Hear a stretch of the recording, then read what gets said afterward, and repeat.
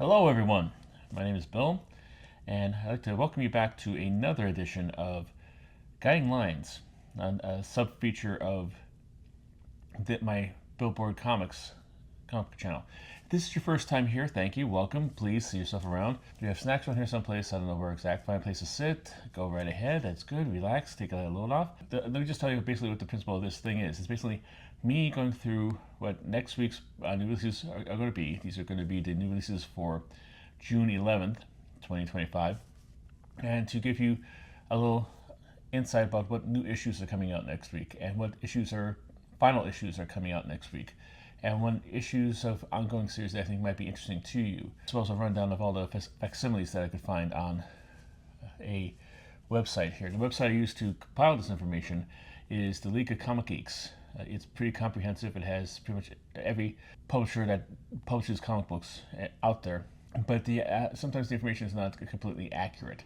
The tumultuous state of the distribution schedule for a lot of these comic book companies means that sometimes they put stuff out they intend to put out on the 11th, but fate kind of intervenes and doesn't make them arrive on that date. We will adjust this accordingly, and I will let you know stuff like this. There's some stuff on here that was supposed to come out back in April and still hasn't come out. I will get to that, and long-time watchers of this will know what it is. But if you're interested in this, for any reason whatsoever, please like and subscribe. This will be happening every Friday. Try to put up there a listing of what the stuff will be. So keep an eye out for it. And just a general breakdown, I start off with what I think is the biggest book of the week, which I think is the either most important, most historically important, or most interesting book that I find of all the new releases that are coming out on Wednesday. You might disagree, so that's where the comments are for. If you want to get a discussion about these, if you think my commentary or my history needs more addition to, or if you think that my opinions need correcting, please politely let me know in the thing. Let's get this discussion going on this.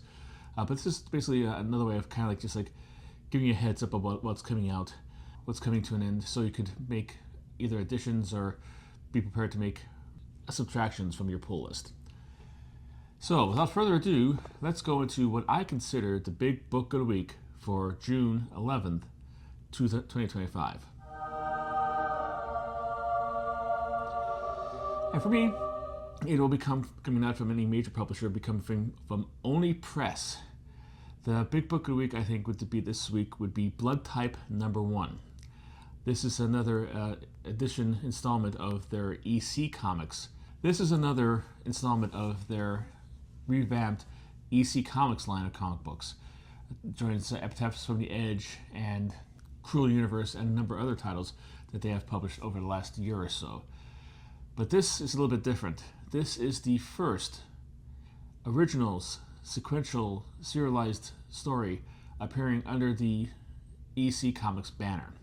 As you may or may not know, EC Comics was a comic book publisher from the 1940s and 1950s that at first started off with titles such as Picture Stories from the Bible or Picture Stories from American History. They were named educational comics. Then I believe it was owned by Max Gaines, and he tragically died in a boating accident. And then his son took over, William B. Gaines, and he decided to change it from educational to entertaining comics. And as the way he decided to entertain the new audiences is through horror books, legendary horror books done by some of the top name creators at the time. I think it was all run by at first Harvey Kurtzman, and then later by Al Feldstein, and it featured artists such as Wally Wood and Jack Davis and John Severin and Graham Ingalls.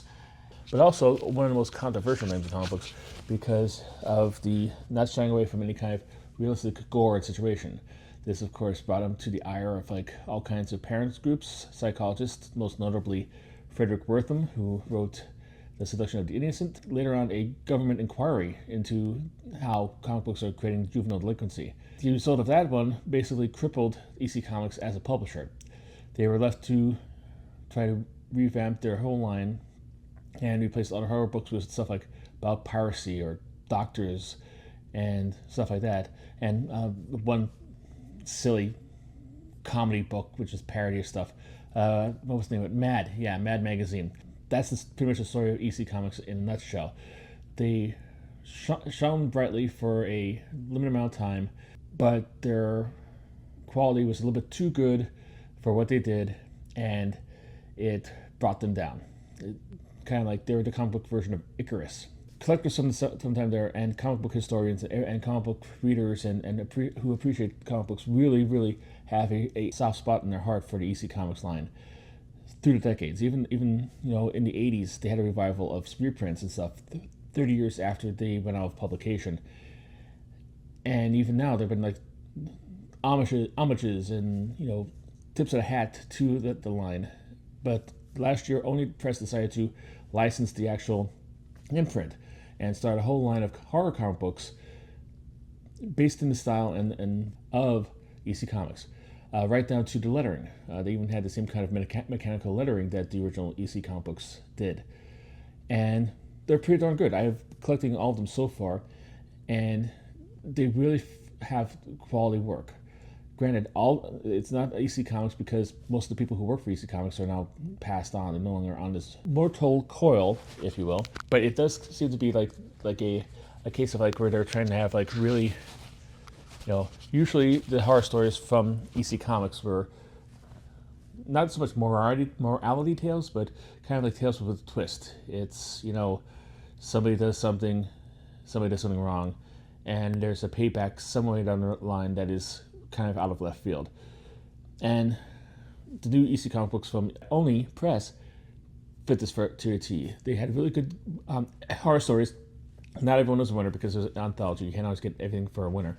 However, they really did hit home, and just like the EC Comics of lore, the really good ones stayed with you afterwards and like left a little stain on your soul, so to speak. This, of course, is all well and good, but apparently it wasn't good enough for Only, because Only had to decide to actually go out and create an ongoing, it's actually a 4-issue limited series based on into the EC kind of methods, but it's going to be a sequential story.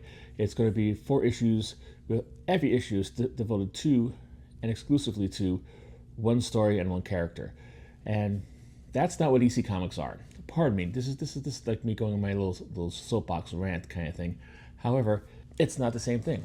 EC Comics had a whole bunch of like anthology horror books where we had 5 or 6 really great stories in the book, sometimes 2 or 3, who knows how many they have, and they set it over their amount of time, and they got a chance to actually like do that. That's how the whole method was.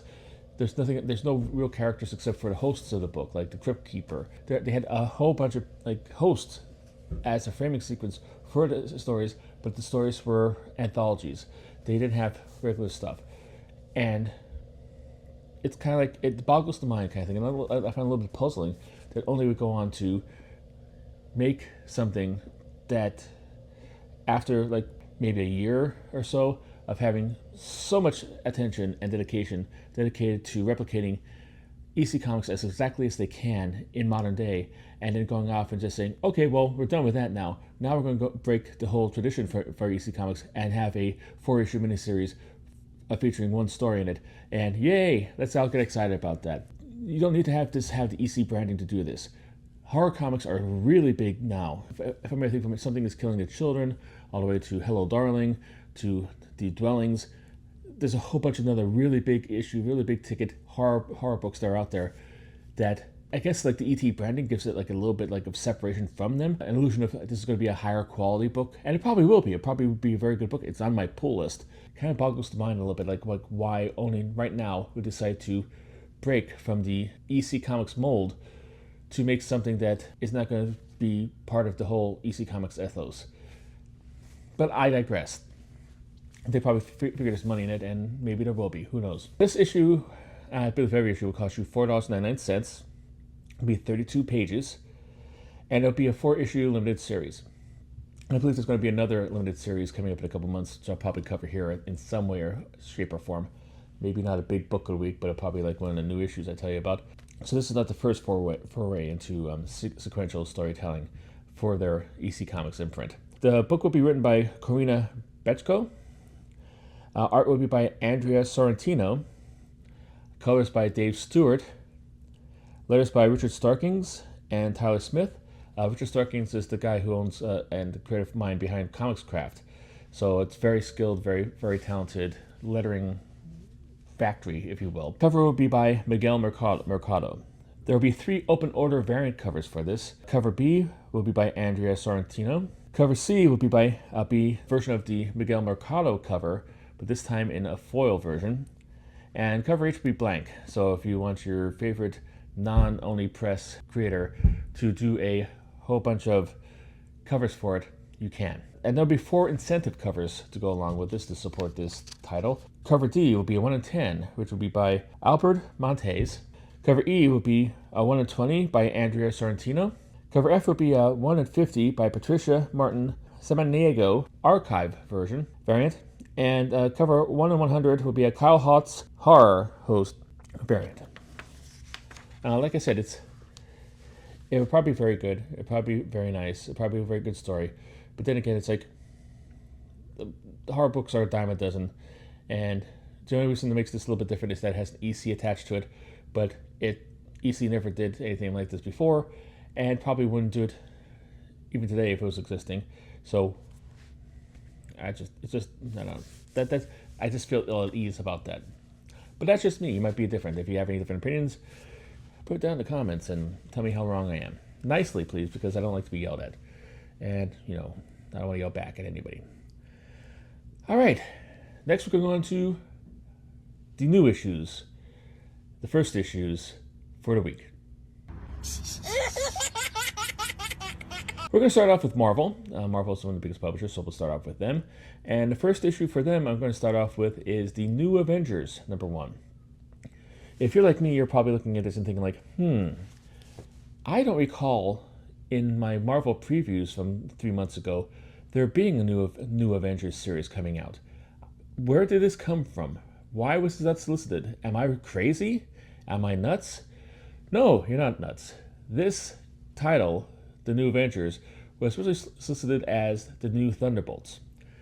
Now, if you saw the most recent Thunderbolt movie, which is just winding its way out of theaters right now, you'll understand why this one is called New Avengers. If you haven't seen it, well, since Marvel decided to go and spoil it for you, I'll spoil it for you as well. Why not? Don't blame me, blame Marvel.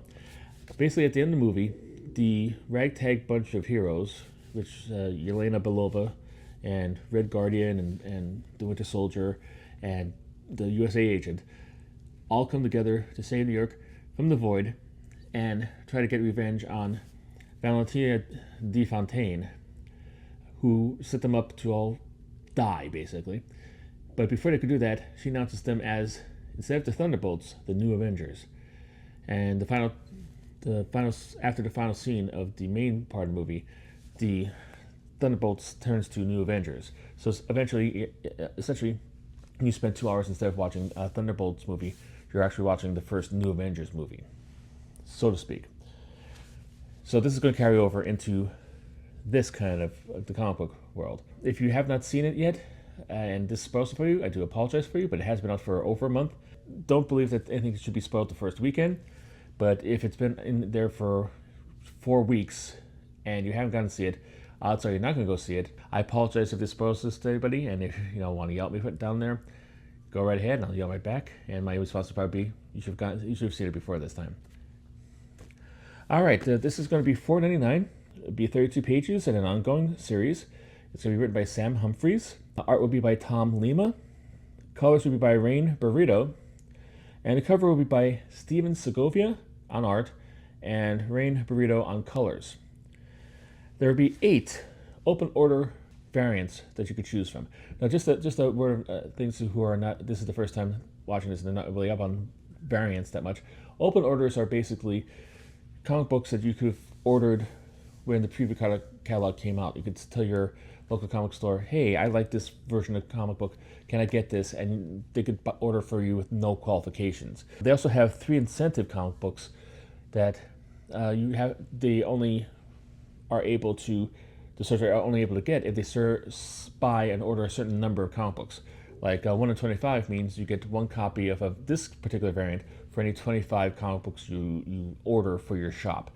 So those are the difference between the two, just so you know. But these are all ones that you could possibly find in the better or bigger comic book stores across the country. There'll be a Andy Park Marvel Studios variant. I believe this one I think has a kind of like a MCU accurate Black Widow on the cover. There will be two variants by Derek Chu. The one will feature Black Widow and Winter Soldier. And the other will feature Carnage and Laura Kinney Wolverine. Yeah, if just so you know, if you are a fan of the Thunderbolts movie and you're expecting this, you want to see the exact makeup in this comic book, you're not going to get there. Bucky's in it, but the Black Widow here is not Yelena, it's Natasha. And there's going to be, I believe, the Hulk's in it, Submariner, Carnage, and Wolverine, but not Hugh Jackman's Wolverine. It's going to be Daphne King's Wolverine, the former X-23. Just so you know, going into this. So, kind of boggles the mind, like, why they're releasing it now. I guess I'm actually give like a little space to buffer the spoiler of it.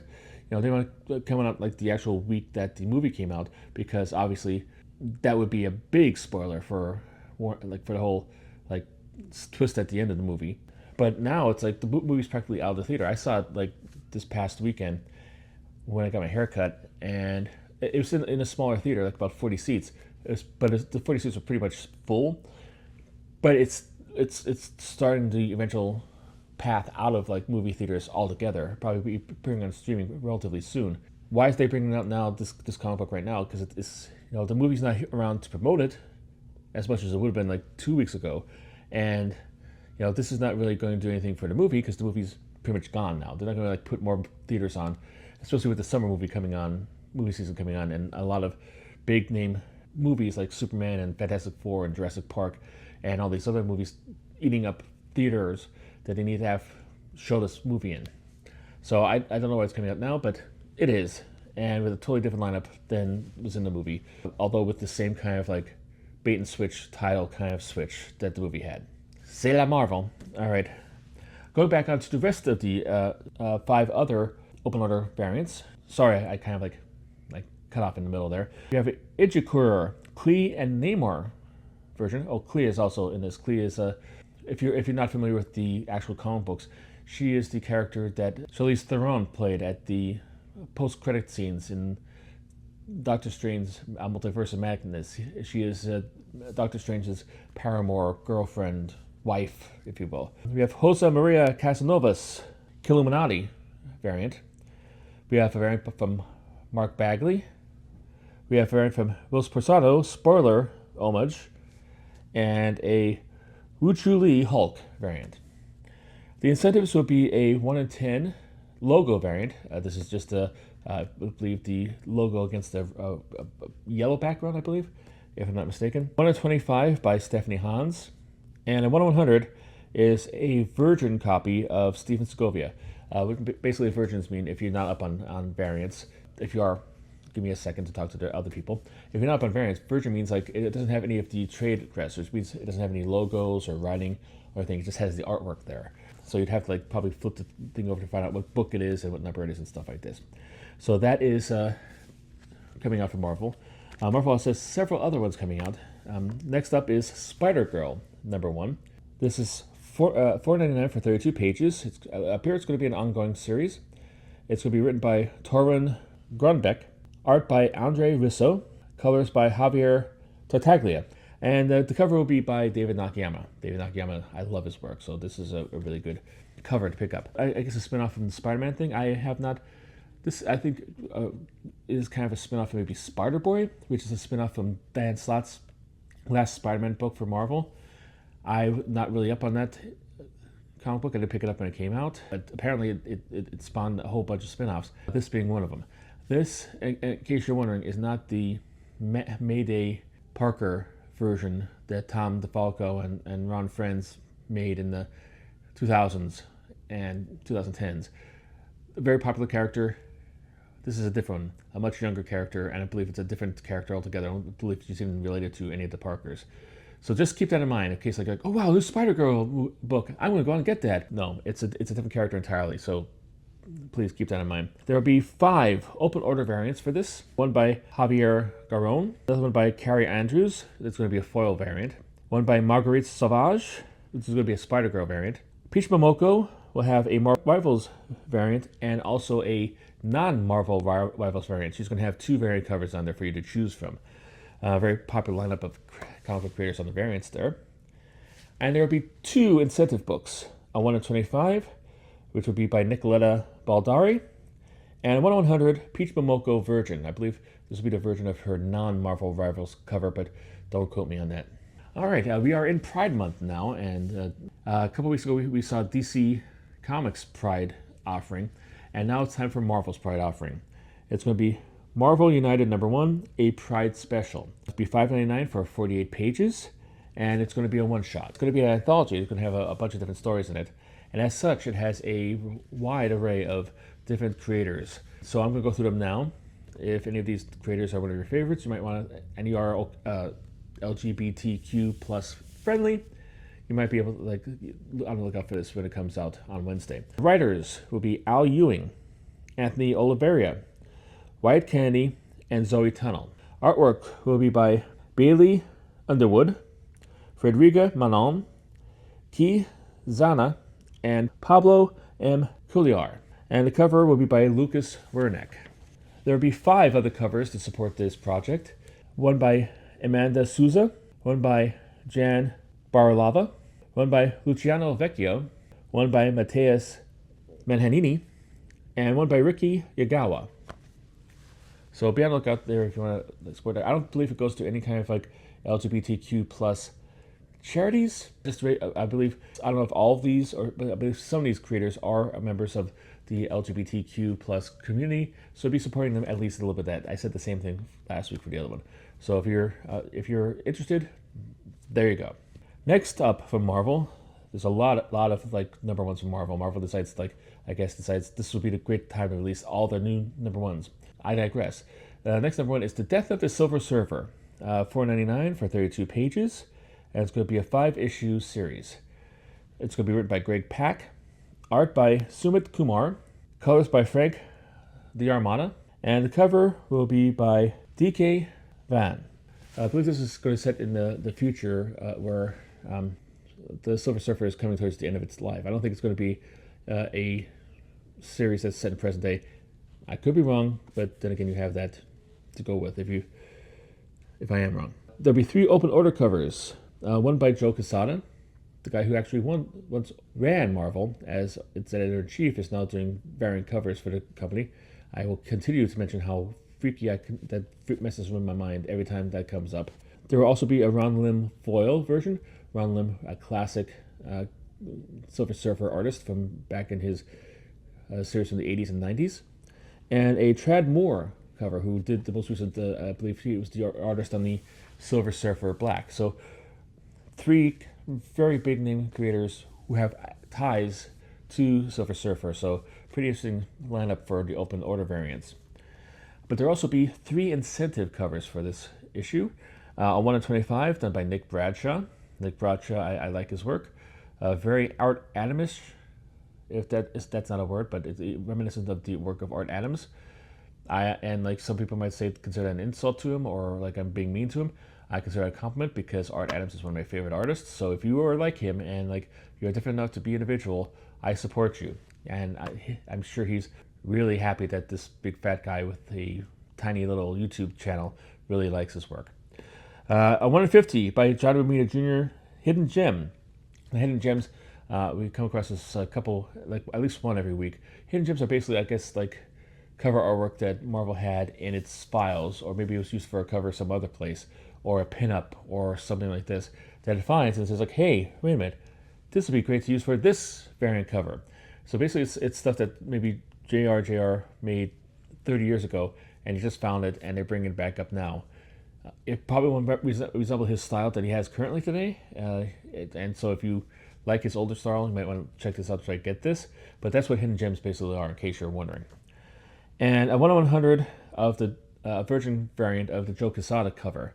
Lucky him, he gets to be chosen for the Virgin cover. And 1 in 100. Basically, going back to our original conversation, the only way you probably get a copy of this at your local comic book store is if they ordered 100 or more copies of this issue. not a lot of people will, so that makes these versions much rarer and probably more expensive if you want to look at the secondary market. Just a tip of the hat to all you newfound Joe Quesada fans out there. If you want a copy of this and you can't find it at your local comic book store, well, happy hunting and hope you get a good price for it. Next up, we are going to have another giant size issue. We're going to have two giant size issues this week. Giant size Amazing Spider-Man #1. Because you know what? I think the Spider-Man series, as it is, it comes out twice a month. Why can't we have, like, that's not enough. That we need to have another $7.99 book, 64 pages, but $70.99 book of Spider-Man coming out there. He is one of the popular characters, and this is something like kind of like there are probably people who collect everything that Spider-Man appears in, and this is Marvel just saying like, okay, well here, since you're doing that, here, let me get as much money off you Spider-Man fans as possible. Do we really need this giant size? Well, I read this. I think I breezed over the solicitation. It doesn't seem like it has a play into the actual ongoing series of Spider-Man or major changes to the character. But it is, a whole bunch of creators working on it. It does have a great lineup of creators, mind you. Don't get me wrong with that. I have been spending the last 5 seconds dissing it, and I'm going to say I might actually try to see if I can pick this up because I didn't realize who's in it. One of my favorite writers in here of all time is in here. Tell me if you think you know who it is. So it's going to have a number of stories in it. So it's going to have a number of creators. It is going to have writing by Al Ewing, Chip Zdarsky, Kevin Smith, it's him, and Mitsu Sakai. I believe this might be Stan Sakai's child, because I see he's the creator is involved in another issue later on, and Stan Sakai also does an alternate cover for it. So they might be related, or they might not, who knows. Art will be by Cafu, Gerardo Sandoval, and Mark Buckingham. Letters will be by Joe Caramagna, and the cover will be by Greg Capullo, which will be doing the artwork, and Alex Sinclair, which will be doing the colors for it. There will be 3 other covers for this, one by Lee Bermejo, one by Mark Bagley, and one by Scott Hepburn. Big fan of Kevin Smith. I don't know if this is going to be a file copy of a story he submitted before and they're just using it now, or brand new. But I like his work, so I might just try to pick this up. All right, next up, Runaways #1. This is another installment, another series in one of the more successful teams created in Marvel over the last 30 years. This was the team created by, at least written by, Brian K. Vaughan. I forget who the artist was at the first time, but this is one of the more lasting impressions onto the Marvel universe. Completely unique, individual, original concept brought in that Brian K. Vaughan kind of because he wanted to leave something behind that other people could use at Marvel, just decided to kind of gift to Marvel. And this might not seem like much of an accomplishment, but it is, because a lot of creators basically, you hear a lot of commentary on like message boards and in interviews where they don't want to actually give really big original ideas to Marvel DC because A, they're work for hire. That means the company owns them. They'll never see any profits from them. And why would they do that? They'll save that for if they have an image book or something like that. He decided he wanted to actually have something that could be part of the tapestry of the Marvel Universe.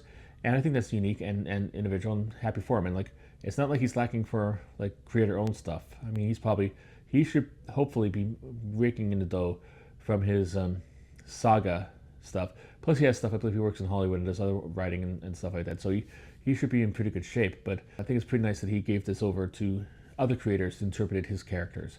And this is going to be $4.99 for a 32-page issue, and it'd be a 5-issue limited series. It'd be written by Rainbow Rowell, who wrote the last series for the Runaways, which came out a couple years ago. Art will be by Elena Casagrande. Colors will be by Dee Cunniffe. And the cover will be by Stephanie Hans. There'll be 5 open order variants for this issue. One by Ichikura, Carolina Dean variant. That's a character from the actual series. I don't think she appears in this particular series, but she's a member of previous installments of the team. So she gets her own cover. Maybe she will make a special appearance. Maybe this is a spoiler. And Elena Casagrande wraparound cover, a Megan Hetrick cover, a cover from Peach Momoko, and a cover by W. Scott Forbes. And there'll be 2 incentive covers to support this. There will be a 1 in 25 by Riki Yagawa and 1 in 50 by of the Ichiro Karinadina Dean, but it'll be a Virgin cover. Another Marvel series, we're the second to last one from Marvel, and then we have going to other publishers who have decided to put out new issues. Marvel hasn't dominated all the new issues this week, as much as they probably would have liked to. Is Giant Size Dark Phoenix Saga number 1, $4.99 for 48 pages, and it's going to be a one-shot.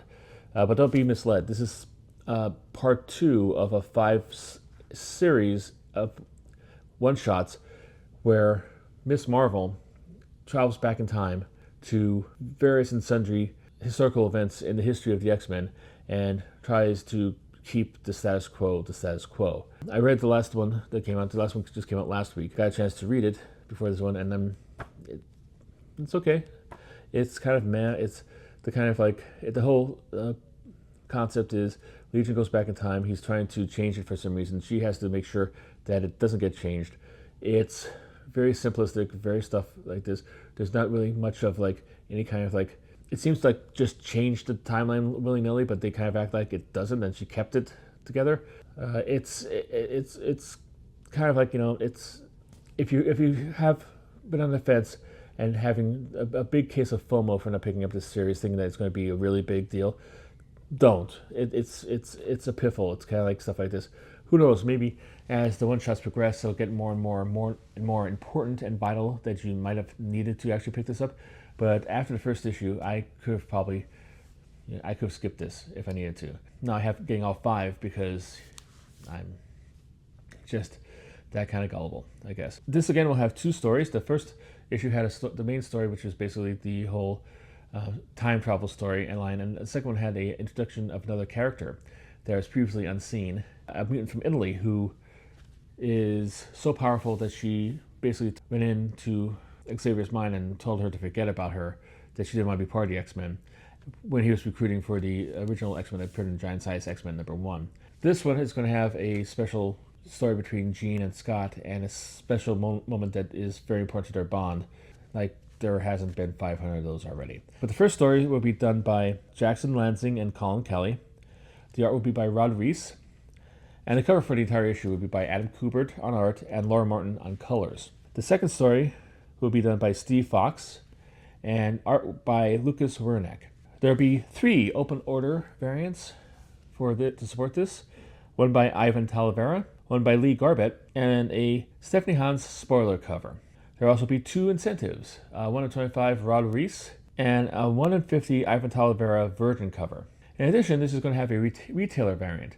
Retailer variants are comic book covers that are commissioned by certain comic book retailers, either online or brick and mortar stores, that are exclusively sold through their story, their website or whatever. Usually, like my one people I know about this is the Comic Traders on Whatnot, and it's a great site. It's a great kind of like whole thing like that. But they usually have a whole list of artists they go through, and they pick and choose which titles they want to have variants for, and have the artists they work with do those covers. So they become a little more rare and special. So just so you know about that, because if you're interested in this, you might have to like track down the store and buy it off of them. It's going to be by the Comic Mint and also KRS Comics. Sometimes more than one like vendor comes together on these covers. It's going to be a virgin version of the Stephanie Hans spoiler cover. So if you like Stephanie Hans but you don't like all the logos and words and pricing and whatever muddling up their artwork, now you could have an option if you're tracking down from the Comic Mint or KRS Comics. And the final new issue from Marvel here is Marvel Rivals Ignite number 1. It's a one-shot, $5.99 for 40 pages. This might have been on like a digital platform. Usually I try to avoid covering stuff that is being either reprinted from digital web series or from like a past period in this one. So I'm trying to keep this like basically like newer series. So if this was already on like Marvel Unlimited, I apologize. But Marvel Rivals is like one of the biggest things around now. It's a very popular game, and a lot of the stuff that they put out is very kind of like starting to get up in price and stuff like that. Characters featured in the game, their first appearances in the actual comic books, in different forms, of course, usually go for a higher price than normal. So this is what I'm putting on here. There is going to be 3 stories in this issue. The first one is going to be written and drawn by Peach Momoko. The cover for the whole thing will be by Yuji Kaku, and Kaku will be doing the writing and art on the second story. And the third story will be by Mitsuyasu Sakai and Ryusu Yamada. There'll be 4 open order variants on this, by Nogi-san, one by Peach Momoko, one by Stan Sakai. See, this is the issue that I thought those two might be related. Stan Sakai is the creator of Usagi Yojimbo and a writer on Gru. He's kind of a legendary name in comic books. But he's probably old enough to have some sort of offspring that'd be working in comic books separate from himself. And also it'd be a Tokitiyo Koko variant. There'll be 2 incentives, 120 by Richie Yagawa, and a 1/100 Peach Momoko Virgin variant. And there will be 2 retailer variants to go along with this. That Guy Will, Ivan Cabello variant, and the Comic Mint Godtail variant. That wraps up Marvel, and now we go on to other publishers who are more considerate of the shelf space of your local comic book store. Starting with DC Comics. We are going to have a new issue, Robin and Batman, Jason Todd, #1. There's been a lot of Batman and Robin issues out there, including the very good one, Batman and Robin Year 1. This one is going to feature on when Jason Todd took over the realms of the character, which started off as being basically a Dick Grayson clone, right down to being a gymnast whose parents were killed, I believe, and then changed when the whole crisis of Infinite Earths came in to be a street tough who Batman found stealing the hubcaps off the Batmobile and decided to take him in, and he didn't really go well. So this is probably this. Who knows? This might be a further clarification of how he sits in this current continuity, but we shall see. It'll be $4.99 for 40 pages. DC did not offer whether it's a miniseries or an ongoing series. I'd wager bet it's a miniseries. It's probably about maybe 5 or 6 issues, but I don't know for sure. So take that with a grain of salt, if you will. It'll be written by Jeff Lemire, art by Dustin Nguyen, lettering by Steve Wanda, and cover by Dustin Nguyen. It'll have 3 open order variants: cover B by Jeff Lemire, cover C by Raphael Albuquerque, and cover D by Dustin Nguyen foil Virgin variant. There will be 1 incentive, a 1/25 by John McCrae. The other comic from DC Comics will be Trinity, daughter of Wonder Woman. A little kind of like a little trend in the whole new issues from DC Comics this year about offsprings or surrogate offsprings of their major heroes. It's $3.99 for 32 pages. It's going to be the first issue of a 6-issue miniseries. It'll be written by, as the regular one title is, by Tom King. Art will be by Belen Ortega. Colors will be by Alejandro Sanchez. Letters by Clayton Cowles. And the cover will be by Baron Ortega. There will be 5 open order variants. Cover B by David Talaski. Cover C by Dan Mora. Cover D by Lucas Meyer.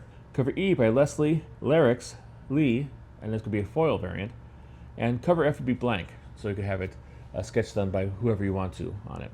There will also be 2 incentives to go along with this series. Cover G, which will be a 1/25 by Dan Hipp, and a cover H, a 1/50 by Tirso Khanz. Next up, Dark Horse happens, and I'm kind of sad that I missed this. I have been dialing back on the new issues that I get off this thing, but I would probably add this to my pull list if I knew about it. However, I didn't know about it because I do have a collection of all of these series. The Umbrella Academy is making a return back into comic book series life. The Umbrella Academy Plan B #1. It's $4.99 for 32 pages. It'll be a 6-issue series, and once again, it'll be written by Gerald Way, who was the lead singer and frontman of My Chemical Romance. I like his writing, and I like his music too as well. It also looks like it'll be a co-written and artwork from Gabriel Ba, a longtime partner on the Umbrella Academy. That man is. Colors will be by Dave Stewart. Letters will be by Nate Pierkos, and the cover will be by Gabriel Ba. This will have 8, count them, 8 other covers. So some might be variants, some might be retail incentives. I don't think there'll be retail incentives. might be like just regular incentives. I don't know. They list them all as being other covers. So check with your local comic book store so you can get any of these if they pique your interest. And some of them might. One would be cover B by Fabio Moon, who I believe is Gabriel Ba's brother in real life. So very similar style too, but you'd be able to get both brothers' covers if you want to for this series, and that's pretty neat. Cover C would be by Claire Doe. Cover D would be by Mike Del Mundo. Cover E by Duncan Fegredo, Fegredo. He's been around for a while. I should know how to pronounce his name, so I apologize to him and his family. Cover F by David Aja. Cover G by Jill Thompson. Cover H by Destiny Yen. And cover I by Tula Lote. Really great creators on those alternate covers there. Well done. Next, we're going to move on to Ahoy Comics. Ahoy Comics, I believe, has the license to Toxic Avenger, and they're hitting it heavy this week with Toxie Team Up #1. $3.99, 33 pages for a 5-issue series. I don't know if he's going to be teaming up with the same person every series, but this time he's teaming up with Jesus Christ. That's not a curse. That's not a expletive. He is actually teaming up with the historical character if you're not Christian, or your Lord and Savior if you are, Jesus Christ. And I hope this doesn't get me tagged for like monetary version of stuff. I apologize. It's the character. It'll be written by Mark Russell, art by Richard Pace. They did the whole Second Coming line of books. There's been a number of series about that, which deals with Jesus being the brother of a Superman kind of character and like kind of their wacky misadventures. So I imagine that's this version of Jesus Christ is going to be the version from that book. So if you know that book, you have to get this one, and if not, then well, enjoy the sacrilege for what it is. The cover will be by Fred Harper. There will be one open order version, which will be cover C by Fred Harper. It'd be his version. And be one incentive, which they didn't give the actual breakdown of what it's going to be, from Richard Pace, who's the artist on the Second Coming series. Next up, we're going to AWA. It's going to be the Purpose Project #1, $6.99 for a 48-page one-shot. It'll be written by Danny Hogan, art by Flippy Cunha, art by Lee Lowridge, and the cover will be by Raza. It seems to be kind of like a interesting kind of like mismatched buddy comedy kind of thing, dealing with kind of like a certain kind of office work. It seemed pretty interesting to me, and the artwork seems pretty interesting on the cover at least.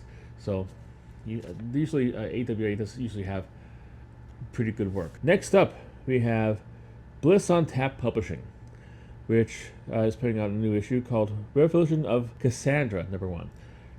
This sounds dirty. The illustration doesn't seem like it is. It seems like basically kind of like a woman caught up in a revolution and has to escape and get to safety, and has to ally herself with. She's a hippy dippy kind of like person. Has to ally herself with a rampant right winger to try to survive. So yeah, if you've been aching for that kind of story, well, here you go. It will be like $5.99 for 76 pages, and it's going to be the start of a 3-issue miniseries. I don't know if it's all going to be that big pages, but that seems to be like getting this series over as quickly as possible. That's 3 times the size of a regular comic book. It will be written by Eric A. Howell. We have art by Jordan Raston, and the cover will be by Gus Vasquez. Next up, the new issue from Image. There's only one from Image, and it's Genna, Naked Aggression #1. Now, this one sounds dirty, and it does have a little bit of spice to it. So, for 3rd week in a row, we have spicy covers. So, I don't know, maybe like the spring and summertime is the time where young men's fancy turns to love, and if they're not really lucky in love, their fancy turns to comic book covers with naked women on it. Apparently, this is going to be kind of like a spy kind of thing. It's $3.99 for 32 pages. It's going to be the start of a 4-issue miniseries. The writing will be by Patrick Kinlan, art by Maurizio Rosenwig. I just love that name. Colors by Matteo Battani, letters by Jim Campbell, and the cover will be by Rosenwig. There'll be 3 open order variants for this title. Cover B will be by Anand Ramcharan, Ramcheron, I apologize for you and your family for mangling that name. Cover C would be by Atsuji Yamamoto. Cover D would be by Maria Lovett, and it's going to be polybagged. Polybagged for a title that's called Naked Ambition. Naked Aggression, I'm sorry. Put that into your ChatGPT or even your household blender and see what comes out. And if anything else besides being a nudie cover, I would be very surprised. So yeah, and there'll also be other racy covers later on. Not quite nude covers, but we'll get to them in a little bit because we have to cover the one incentive cover. It'll be cover E on 1 in 25, Matteo Scalero Virgin cover, and there'll be 4 retail variants. All of them are from 616 Comics. One will be by Chris Ng. It'll be a lingerie version, and another one by Chris Ng, which will be just a regular version. The difference between is she's lounging in like on a chaise lounge or a couch or whatever, and one she has pants on, one she doesn't. But you don't get to see the holiest of holies.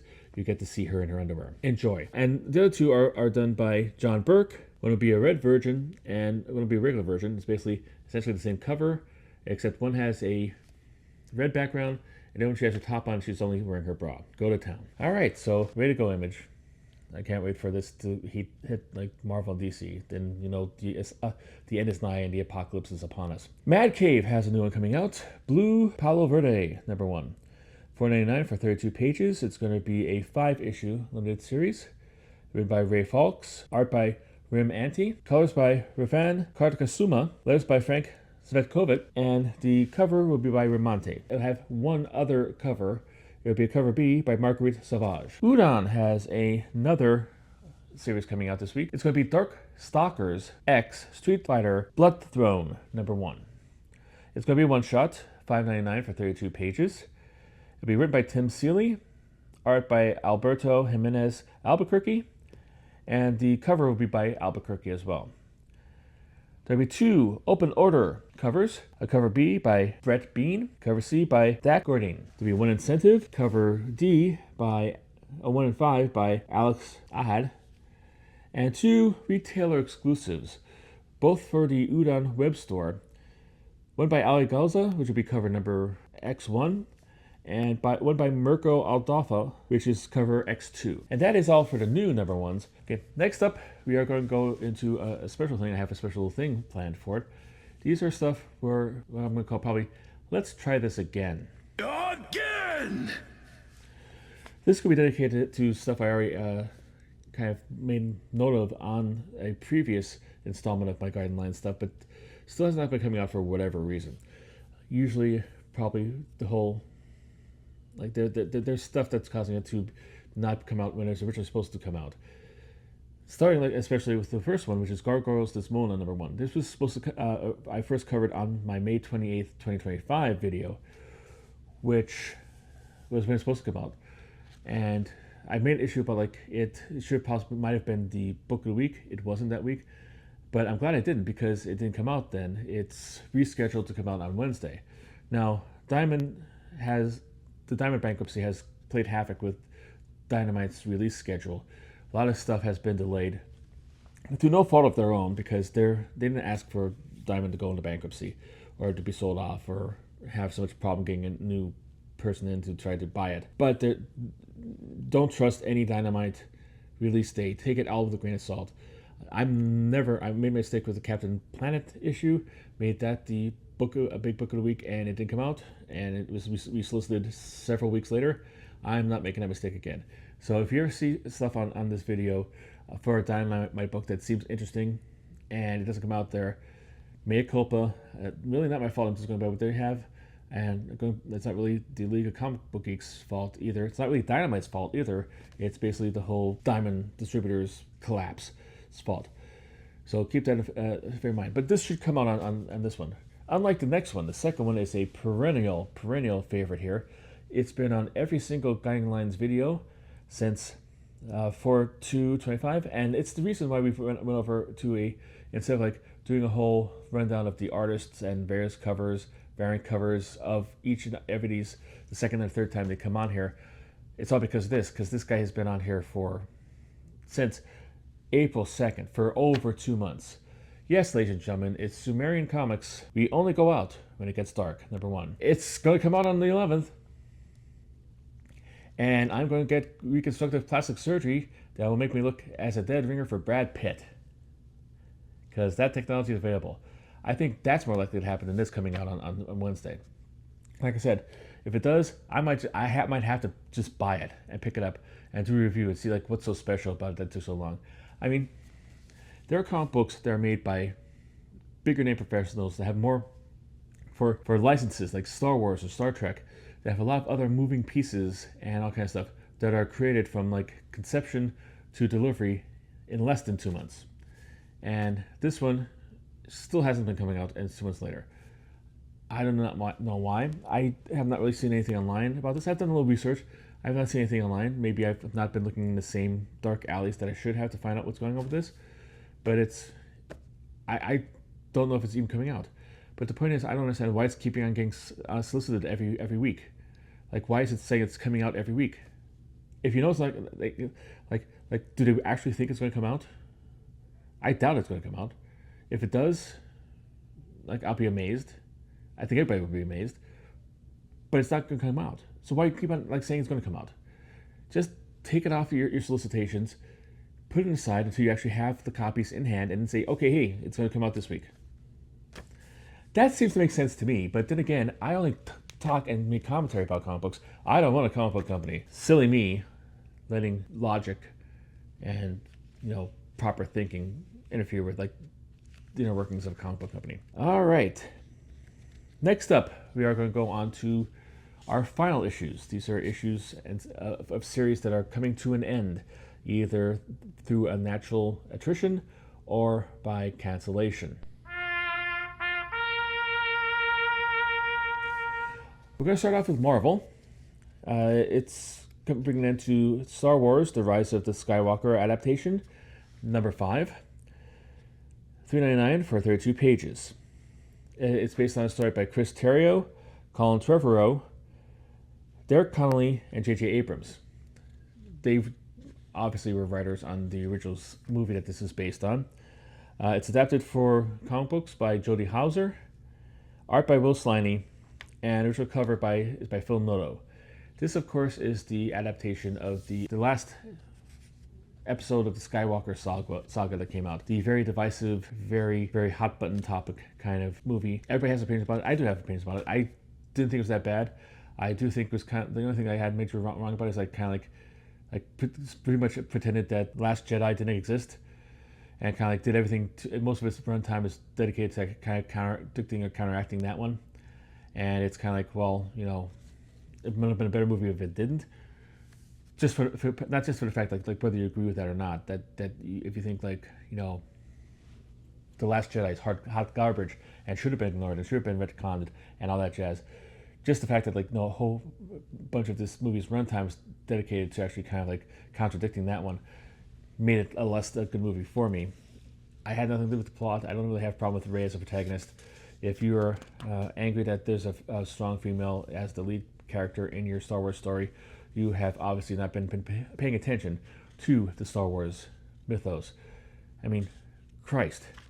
Pardon my French. Well, I already mentioned him already. We're good friends. We mentioned him a couple issues ago. The first episode 4, A New Hope, had Princess Leia ripping a gun out of Luke Skywalker's hands and firing at stormtroopers because Han and Luke weren't rescuing her quickly enough. If that's not a strong female character for you, then I don't know what is. So, all those like He-Man woman hater clubs who don't like Rey because of that reason, they're it's daffy, baffles the mind. But I digress. Enough of my soapbox for that, at least. There will be, looks like, 2 other covers. One by David Lopez, and one is going to be a movie variant. It's, I believe, going to have a photo cover of the, I forget her name. I'm not, like, I'm into Star Wars, but I'm not so much like I know every single character and by their name and all kinds of stuff. I didn't even know Ahsoka Tano's last name until I had to look it up. But it's the rebel girl who joined forces with Finn and who may or may not be Lando Calrissian's daughter, depending on what kind of books you read or whatever. Dark Horse has one coming to an end. It's Sister Imperative, number 4, $4.99, 32 pages.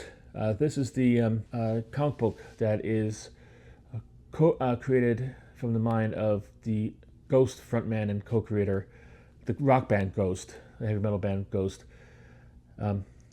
Tobias Forge. He's writing this book with Karina Bechko. Again, she mentioned earlier, I think she's doing one of the earlier ones. I think she's doing the blood type, so she's having a pretty big week. The art will be by Puste, Puste. I don't know how to pronounce it. If I did, I apologize to Mr. Puste and the entire Puste family. The colors will be by Thiago Rocha, and the cover will be by Michael Erickson. Good thing with Dark Horse, they don't usually use variant covers, so there will be none. Yay! So that's that, but this has made kind of a big splash in the world of collectability. The first issue has been on the cover price top 10 list a couple times. It has a little bit of value to it. Kind of there's a lot of people who like the band Ghost. It has kind of you might not have heard of it, but there's a strong cult base behind it who really like it. You probably heard some of this stuff, if you're flipping through Instagram, you ever heard Mariana Cross? That's their song. So if you heard that song, and probably holy cow, yeah, this is not. There's no way this is not going to get tagged for stuff. But if you know that song, that's from Ghost, and they're very popular. So this is a popular stuff like this, and it's coming to an end. You might want to pick this up because sometimes final issues of these have lower print runs than first issues, and they become more valuable. And since the first one is also valuable, you might do that. Do not sue me if it doesn't go up in value. And if it does go up in value, it's probably not going to be enough to have you afford a house or a yacht on a lake or anything like that. But just keep an eye out for it. The other final issue from Dark Horse is tie into what is called the Hellboy universe. Basically, it's the one created by Mike Mignola. It's Frankenstein, New World, The Sea of Forever. $3.99 for 32 pages. It's going to be written by Mignola with Christopher Golden and Tom Snegowski. Art by Peter Bergeting, and the cover will be by Peter Bergeting. Image has one, and this rings a bell to me.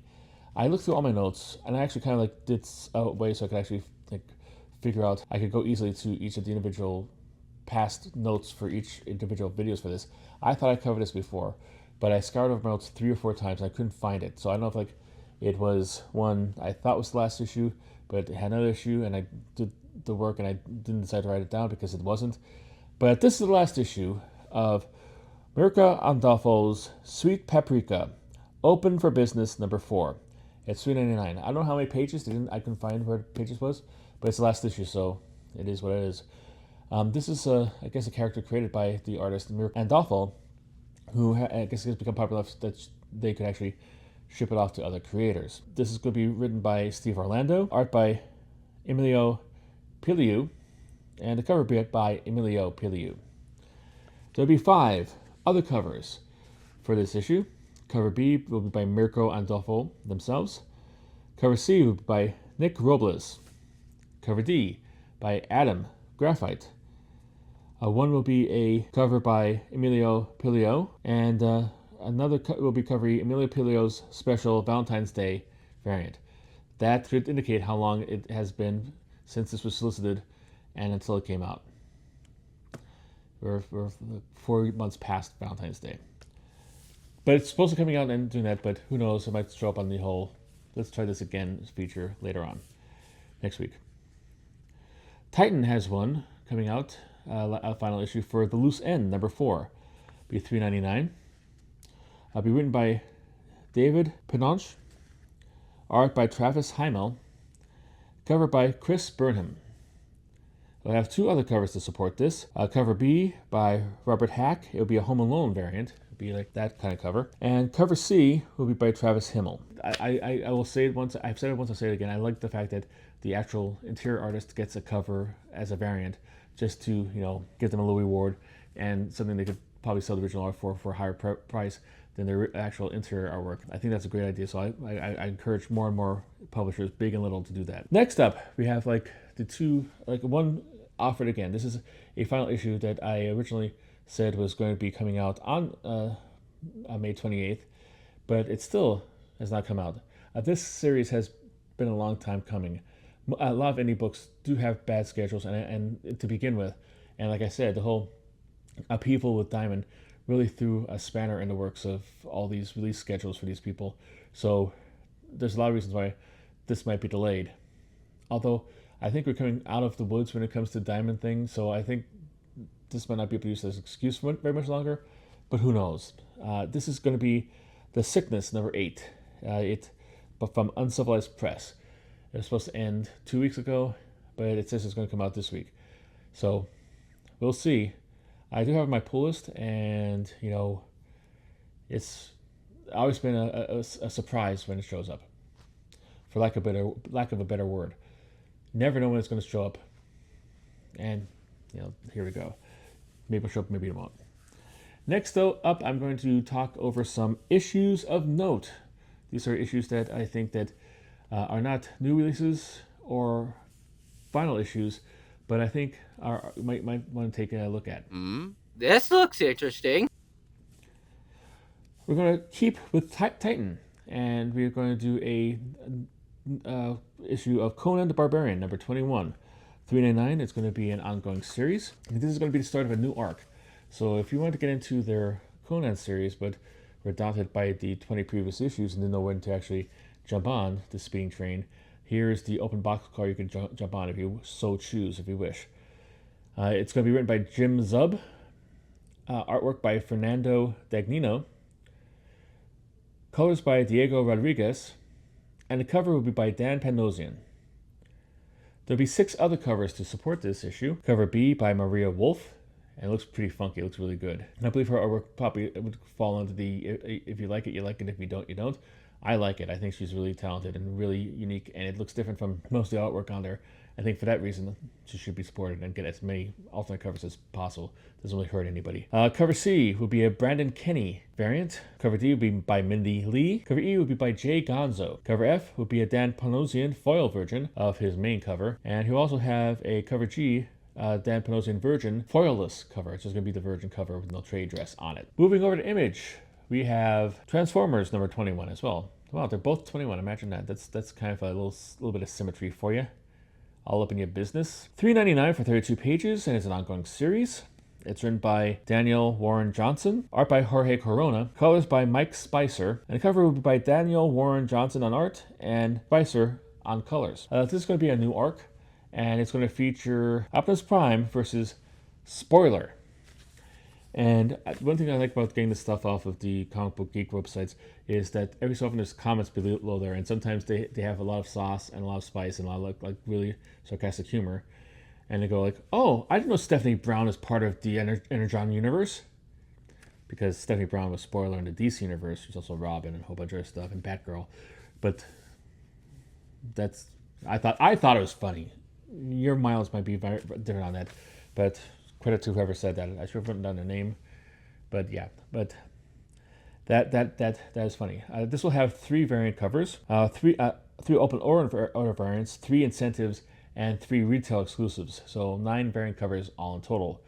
The open order ones will be one by Jorge Corona, again interior artist getting a chance to do the cover. Cover F will be by Jason Howard, Energon Universe, 2nd Anniversary Connecting Virgin, and cover G will be the same cover, only in black and white. The 3 incentives will be cover C, a 1 in 10 by David Nakayama, and that's going to be a connecting cover as well. And cover D will be a 1 in 25 Derek Chu, and a cover E will be a 1 in 50 Simon Parr variant. The 3 retail variants, there will be 2 by 616 comics. It will be 2 comics drawn by Tiago da Silva, and it's going to be a Virgin connecting covers. But basically, essentially, they're going to be 2 sides of the same picture coming together. It's going to be like a dual kind of thing, like a cover. So you buy both, you put them together, and it makes one image of a close-up of a giant Transformer robot, which I think is pretty cool. MB Artist is going to have a Len Nicholas variant. Image is also putting out I Hate Fairyland number 41. $3.99 for 24 pages, an ongoing series.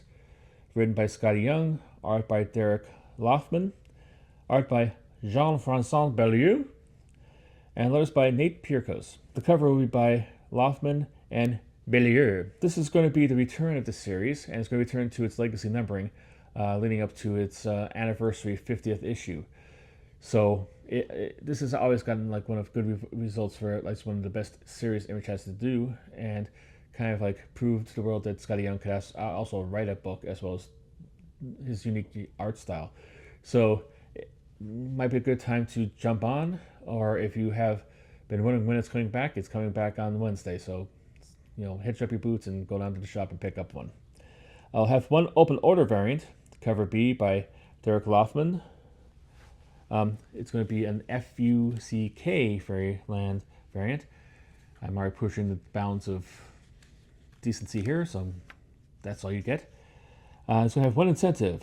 Cover C, 125 by Scotty Young. DC has 2 issues of note.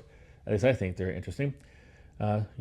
Your Mars might vary. First up will be Absolute Batman number 9. I cover this a lot because I really like I pretty much at least like, if not love, a lot of the Absolute books. I really like Batman. I've heard people like conversations around the comic book store Cracker Barrel with a bunch of other collectors. A lot of people don't like this one as much as they do the other ones.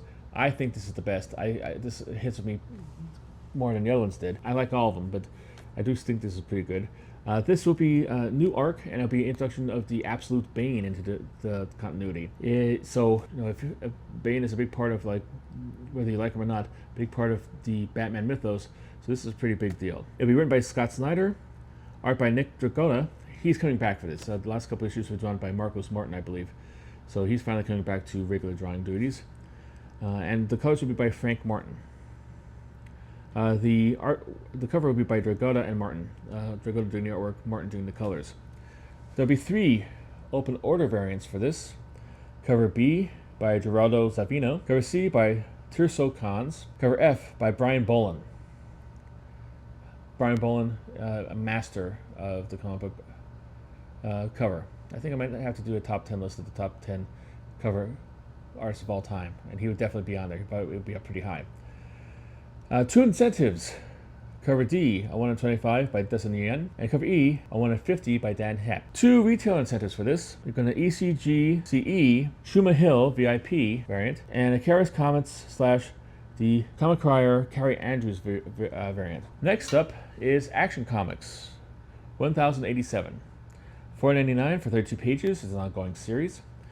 It marks Waid's return to the series, and it appears to be, for all intents and purposes, maybe possibly introducing into the whole world of the new Dawn of DC. I don't know what they're still in the Dawn of DC universe of Superboy. Of course, Waid will be doing writing. Artwork will be by Skylar Patridge. Colors will be by Ivan Placencia, and letters will be by Stephen Wong. The cover will be by Ryan Sook. There will be 3 open order variants. Cover B by David Talski, cover C by Leslie Lennox Lee, and cover D by Dan Jurgens' Superman movie variant. There will also be 1 incentive. Cover E by Skylar Patridge. Now we move on to our facsimiles, the final segment of this video. Alright, DC has 2 facsimiles coming out. One will be for Batman number 9. I guess they wrapped up the whole facsimiles of all of the original Hush story, because they're moving on to other Batman issues. This is Batman number 9, which is one of the more iconic covers in comics. You'll have a regular facsimile and a foil variant. I only show one of these because the foil variant looks exactly like on the League of Comic Book Geeks, exactly the same. So if you want to know what the foil looks like, just imagine the regular cover, only darker. And I also have a blank variant, so you could have your favorite artist to try to recreate that most famous piece of artwork the best they can. And good luck with that. Also from DC is Batman, Legends of the Dark Knight Halloween Special number 2. I believe they had a facsimile of the first of this a couple months ago. They'll have 2 versions of this. There'll be a facsimile and a foil. Next up, we come to Marvel, and we have another Fantastic Four issue, following the footsteps of last week's Fantastic Four number 5, and it will be Fantastic Four number 6. It'll be, I believe, the second appearance of Doctor Doom and his first team-up with the Submariner. It will have 3 versions, You'll have a facsimile and a foil, but Marvel does something different with their facsimiles. They also add a totally different cover, a 1 in 25 incentive cover from Emanuela Lupacchino. So that is all it is. If you like this and you made this through time, it's been a long video. As I could say, I'm probably gonna edit it down, but it's still pretty long. However, if you liked it and you made all this through, please give me a like and please subscribe. I really need it. I'm kind of like subsisting from that. I really appreciate it, and you'll get like introduction to all these much longer, much shorter versions of this video. If you want to share this with your customers, if you're a comic book store, or if you just want to share it with your friends, share it. And if you have any issues, like if you know what you're getting, what you like, you think I was being too harsh on something, you don't think I was being harsh enough on something, put in the comments and let me know. Until then, until next time, thank you for watching, and I hope you made it all this way through. And until next time, keep on collecting.